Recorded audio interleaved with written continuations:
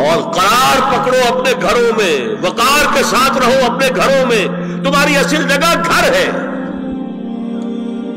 باہر نکلنا تمہارا کام نہیں ہے۔ ہاں ضرورت ہو سکتی ہے، اس کا بعد میں ذکر آ جائے گا، لیکن فلسفہ کیا ہے؟ عورت کی اصل جگہ اس کا گھر ہے۔ جو ڈیوٹیز کی تقسیم کر دی گئی ہے اللہ کی طرف سے، اس میں عورت کا اصل مقام اس کا گھر ہے۔ میں حدیث سنا چکا ہوں کہ جب گھر سے عورت نکلتی ہے تو شیطان تاکتا ہے اس کو، اور پھر ظاہر بات ہے کہ اس سے جو فتنے پیدا ہوتے ہیں وہ سب شیطان کے ذریعے سے ہوتے ہیں۔ وَلَا تَبَرَّجْنَ تَبَرُّجَ الْجَاهِلِيَّةِ الْأُولَىٰ، اور جو جاہلیت تھی، اسلام کے آنے سے پہلے کا جو دور تھا، اس میں جس طرح تم بند سنور کر اور لوگوں کی نگاہوں میں آنے کے لیے نکلتی تھی، اب وہ طریقہ اختیار نہ کرو۔ دیکھیں یہ بھی ایک بڑا نفسیاتی نکتہ ہے۔ مرد کے اندر قوت ہے، وہ اپنی قوت کا ظہور چاہتا ہے، کبھی جی چاہتا ہے دیوار کو کندھا دے مارے، راستہ چلتے کسی کو لگا کندھا، قوت ظہور چاہتا ہے۔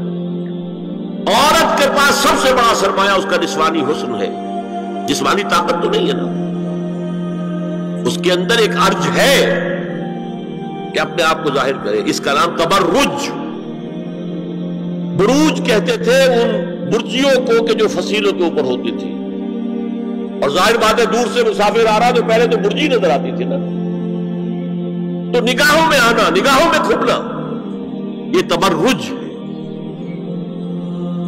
تو تم جس طرح پہلے بناؤ سگھار کر کے نکلا کرتی تھی، اور تبرج الجاہلیہ اب وہ چھوڑ دو۔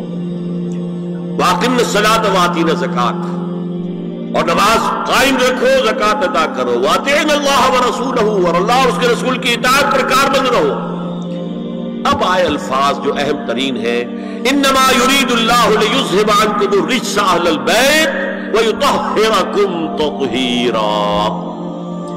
اے نبی کے گھر والیو، اللہ یہ چاہتا ہے کہ تم سے ہر طرح کی برائی، ہر طرح کی ناپاکی کو دور کر دے اور تمہیں پاک کر دے۔ پاک کرنا کر خوب خوب خوب خوب، تطہیرا، یطہرکم تطہیرا۔ کیوں؟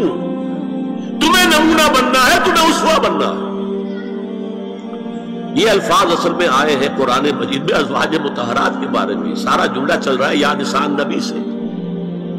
ہمارے کچھ دوستوں نے اس کو کہا ہے کہ اہل بیت سے مراد حضرت علی، حضرت فاطمہ، حضرات حسنین ہیں، وہ بھی حضور نے فرمایا۔ میں نے ایک ٹی وی مذاکرے کے اندر بھی جب حضرات کہہ رہے تھے کہ اہل بیت تو اصل میں وہ ہے، میں نے کہا نہیں، اصل میں بیویاں ہیں لیکن وہ بھی اہل بیت ہیں۔ حضور نے ایک چادر میں جب سمیٹا سب کو، تو یہ بھی اللہم ہؤلاء اہل بیت، یہ بھی میرے اہل بیت ہیں۔ سلمان منا اہل البیت، سلمان بھی ہمارے اہل بیت میں سے، جو جتنا قریب ہوا۔ لیکن قرآن میں یہ لفظ آتا ہے صرف بیویوں کے لیے، ازواج کے لیے۔ یا ایھا الذین آمنوا لا تدخلوا بیوت النبی حتی یؤذن لکم، اہل ایمان نبی کے گھروں میں داخل نہ ہوا کرو جب تک کہ اذن نہ دیا جائے۔ اور اس کے بعد فرمایا وَإِذَا سَأَلْتُمُوهُنَّ مَتَاعًا فَاسْأَلُوهُنَّ مِنْ وَرَاءِ حِجَابٍ، اور دیکھو اگر نبی کی بیویوں سے کوئی چیز مانگنی ہو تو پردے کی اور سے مانگو۔ یہ حجاب کا لفظ آیا ہے جس کو کہا جاتا ہے کہ حجاب کا کوئی حکم قرآن میں ہے ہی نہیں۔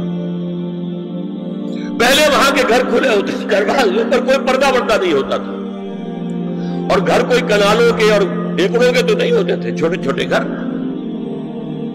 لیکن یہاں پر فرما دیا گیا پردے، اس کے بعد سے جب سے یہ آیت اتری گھروں کے اوپر پردے ڈال دیے گئے۔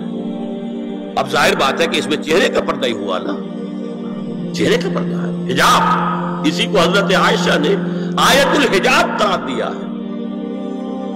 اور پھر دیکھیے جو ریئلزم ہے، ریئلزم میں نے کہا تھا نا کہ اللہ نے بھی فرمایا کہ سب سے زیادہ محبت انسان میں عورت کی ہے۔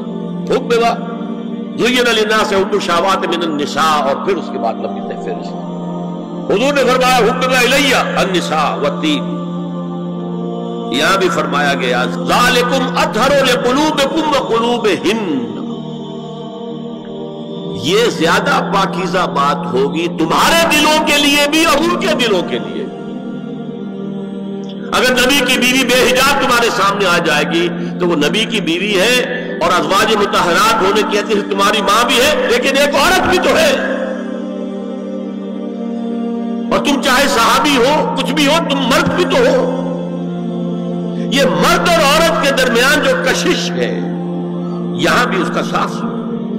نبی کی بیویوں کو بھی یہ نہیں کہا کہ اس سے ماوراء ہے، معصوم تو کوئی نہیں نبی کے علاوہ، وہ تو اللہ کہہ رہا ہے ہم تمہیں پاک کر دینا چاہتے ہیں، پوری طرح پاک کر دینا چاہتے ہیں، تاکہ تم تمام خواتین امت کے لیے اسوہ بن جاؤ۔ فرمایا یہ جو پردے کی اوٹ سے کوئی شے لینا دینا ہے، اس سے یہ تمہارے دلوں کے لیے بھی زیادہ پاکیزہ بات ہے، ان کے دلوں کے لیے بھی۔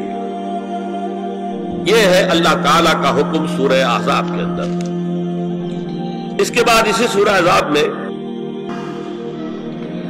اس سے جو مستثنا ہے، گھروں میں اذن لیے بغیر بھی داخل ہو سکے، جن کے سامنے ازواج مطہرات اپنے کھلے چہرے کے ساتھ آ سکتی تھی، ان کی ایک فہرست دی گئی۔ یہ مختصر فہرست ہے۔ لا جناح علیہن فی آبائہن ولا ابنائہن ولا اخوانہن ولا ابناء اخوانہن ولا ابناء اخواتہن ولا نسائہن وما ملکت ایمانہن واتقین اللہ ان اللہ کان علی کل شیء شہیدا۔